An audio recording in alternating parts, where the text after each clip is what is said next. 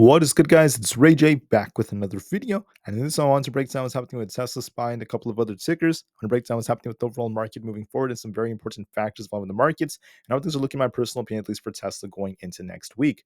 But before I begin the devil's information, before I get into any more details for Tesla and the markets, let me just mention a couple of things. I am personally not a financial planner. Take nothing I say as financial advice. And also, if you guys can, please check out the Weeble link, which is down below and in the description. If you sign up for Weeble and deposit $500, you're guaranteed 20 free stocks, and the offer ends in just 2 days. Anyways, for Tesla, we got a very, very nice pump up to the 200 plus area. However, Tesla was not able to hold that. We got a small rejection there, and we ended up dipping back down to about 196 a share. And we're kind of turning on the 4 hour time frame. So this could lead to a little bit of a dip, at least for Tesla, just temporarily.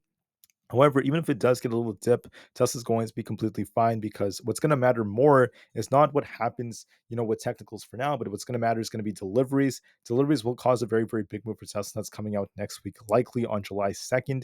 And once the data comes out, it's going to cause a very, very big move. So we'll be waiting to see what that ends up causing. So I'll be waiting for that just to see if Tesla breaks expectations or not. And we're going to be looking for a lot of volatility.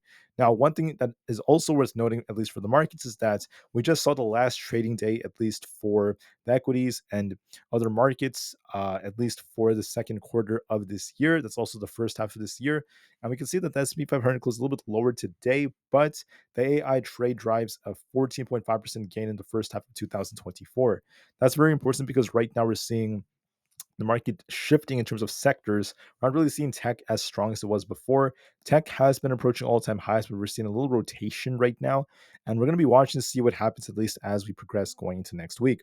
Now, as a reminder, we just have some manufacturing numbers coming out for Monday. For Tuesday, we have Jerome Powell giving a speech and some JOLTS job openings. For Wednesday, we have more data coming out for exports and imports, and also the ISM services data for new orders, for employment, and other factors like that.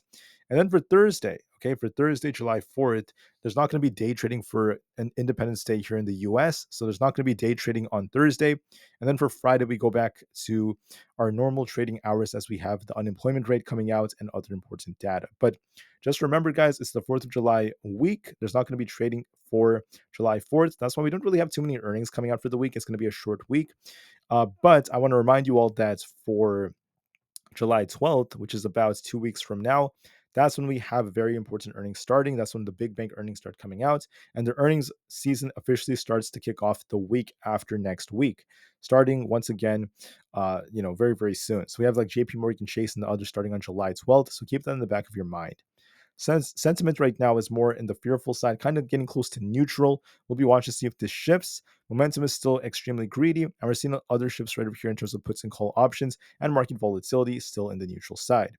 There's been some talk, at least on mainstream news. I'm seeing this all over the news right now, that a 34-year-old earning $400,000 per year regrets buying a brand new Tesla. It was a huge mistake, in their words. My question is, why are we talking so much about people that dislike their Teslas? Why does that make all the headlines? Whereas, the people who like their Teslas aren't, they rarely ever make a lot of headlines as well. It just shows a lot of bias. Um, I think that regardless of what anyone tries to say, if they believe it's a mistake buying their Tesla, that's on them. And sure, it's okay that they have that opinion. But for other people who don't have opinions like that, it could be very, very different. So I want to make it very clear that um, with this going on and with this happening, I'm not going to worry too much. I'm not going to be too worried about what people say, because it doesn't change Tesla's future. Doesn't change the fact that Tesla has so much capabilities, at least for the future. And I'm very excited for what Tesla is going to be offering us with autonomous driving and other factors like that. So with articles like this, yes, I agree. It's okay for people to have opinions. People may regret buying a Tesla, completely understandable. But let me just make it very clear that with that happening, I wouldn't necessarily let that get the best of me. And I still think that Tesla has so much potential for the future. I'm not really worried about all these different, articles that are trying to get the best of Tesla and just kind of spread some negative sentiment. So what do I see for the share price? Honestly, guys, Tesla's looking a little weak on the 4 hour, but don't forget that this is just a little weakness after so much upside we saw. Back on the 12th of July, Tesla was down here around 168. And since then, it's been on this very, very nice looking uptrend, pushing and pushing and pushing higher, all the way up towards the 200 area. We've been dipping a bit. So if we got this rejection off 200, we'll be dipping back down to about 192 or so, but that's going to be completely fine. like I said before, I'm not really worried about any kind of dip because what's going to matter is deliveries. That's going to matter a lot more. I'll be talking more about deliveries in my video for tomorrow. I just want to make it clear that for now, we're going to be very patient and we'll see what ends up happening, at least once that data comes out. But technically speaking, it does look like Tesla might dip a little bit alongside the market. If we fail to hold 197, I'll be looking for a dip back down to 195, and we'll see if we get a bounce or not. So that's going to be very important. So that's once again very, very important for us to note. If we lose the support, we'll be dipping back down to 193 or so. So we'll see if we get a bounce or not. But like I said before, not too worried. Let it dip a little bit, completely fine. And then we'll see what happens with deliveries. That's going to be the next big catalyst. I'm not worried whatsoever. When you zoom out of Tesla all the way, you can see that the chart is still very bullish looking. We still have a very, very nice looking bullish structure on the 4 hour. And this could once again lead to a lot more upside, at least for it moving forward. So overall, still looks bullish. I think Tesla has more upside potential. I'm not worried. We'll see what deliveries leads to. So don't worry about a little dip that's coming. That's going to be completely fine. For SPY, we have kind of like a double top like structure.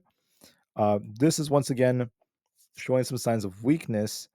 I do want to note that on the 4 hour time frame, if we end up losing 543, okay, this could lead to a little bit of a dip all the way back down to even lower levels. If we lose 543, we'll be dipping because that's our critical support. And if that ends up being the case, if we close below that, I do see that gap to get filled on SPY if we lose that area. If we end up holding it, then we'll see how things kind of like shift, at least moving forward. If we get a bounce, we're going to be looking at basically 546 or so and eventually higher levels, but I'm just noting that the 4 hour is showing weakness and I want to be very, very patient with this, at least moving forward. So this could lead to a little bit of a dip. We will see what happens, especially as we have this big gap to fill down below. So be very patient and we'll see how things kind of like progress, at least from here. For other factors involved in the markets, at least for Nvda got a big rejection, at least on the daily time frame, showing a little bit of weakness. If we lose 121.5, this could lead to a little bit more downside too. And as far as this goes, it's showing a little bit of weakness, getting this big rejection and kind of falling. But I'm going to be watching 121.5. If we get a close below that, that's going to be a sign of weakness. If we close above that, we could try to rebound, but otherwise, it's showing a little bit of weakness on the chart.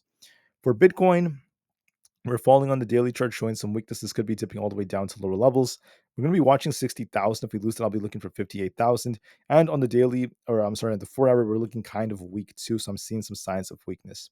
So going back to SPY, let me just note that if we lose support at 543, I would turn bearish. Otherwise, we could try to rebound. But I want to be careful with this. We do have a double top leg structure, so just be mindful of that. For the QQQ, we have a little rejection as well. I'll be watching 477. If we lose this, there'll be a bigger dip down to this imbalance towards 468. Just be careful. We still have that gap to fill in. This is forming like a double top. So if we lose support at 477, be careful. There could be a risk of even more downside. For Aapl, if we lose 209, there's going to be a bigger dip all the way down towards 207, and eventually lower levels like this where this imbalance happens to be. But with this double top like structure, I'll be very careful and very mindful of that. So we'll give that some time. For Supermicro, we have a head and shoulders like structure. If we lose the support at 810, we could be tipping down to this imbalance towards 780. So I'm seeing some weakness right there. For Coinbase, if Coinbase ends up rejecting here and continues to fall, I'll be looking for a move all the way back down towards this 214 area. So there's a little bit of weakness on coin, and this could also lead to a little bit more downside. I'm also seeing a flag forming here, so that could also lead us to dip. For Amazon, we're kind of rejecting here. I'm going to be looking for a test of 192.3. If that fails, we're going down to 188. If we bounce here, we're going to be going back up to 195. So look for a big test next week. For Meta, we're barely at 504.14. If we lose this, there's going to be a bigger dip towards 498. And if we bounce off this, we'll be looking at 509. So I'm a little bit careful here. We could be dipping lower. So we'll see how things end up going. But that being said, guys, just be very, very mindful of that. I think that I'm going to conclude the video from here, though. It is a Friday. I know a lot of people have a lot of stuff going on. So, Tesla's still holding up decently. Don't worry too much about where it is. I'm very bullish for the long term for Tesla. So we'll see how things progress from here. But with that being said, I just want to say I really appreciate every single one of you. Please have an absolutely incredible rest of the day and enjoy the weekend. And I'll see you guys tomorrow to talk about deliveries and such. So we'll see how things go. Have a great day, guys, and peace out.